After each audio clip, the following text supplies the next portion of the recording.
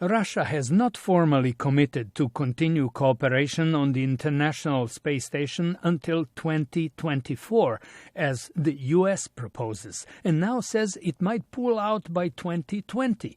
But the largest and most important U.S.-Russian space cooperative seems to be unaffected.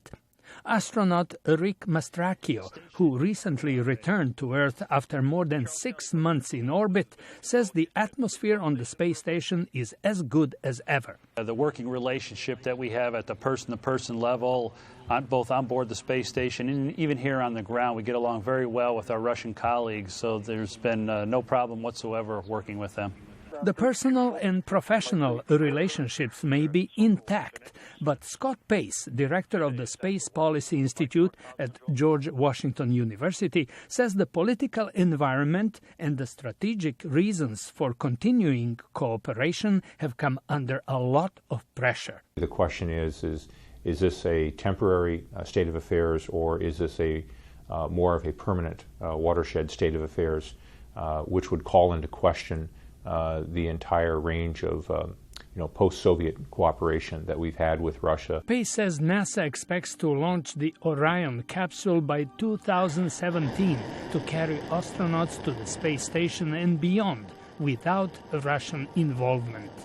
With diminishing public support and ever-shrinking budgets for sending human crews on deep space missions, officials realize that international cooperation is a necessity.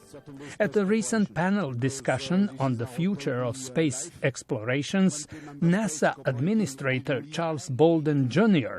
said his agency understands that. And I have to emphasize, there is nothing on this chart that we're doing alone. For instance, the power and propulsion systems for the Orion capsule are provided by the Europeans, with the bulk of construction being done in Germany.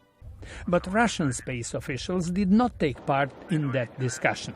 Scott Pace says Moscow wants to return to exploration of the moon, but may not have funds to support that. Russia is going to have to make a decision as to what it wants to really be doing in space past 2020. Pace says a continued Russia-U.S. partnership would be good for international space cooperation, but that seems to be subject to political forces beyond the space program.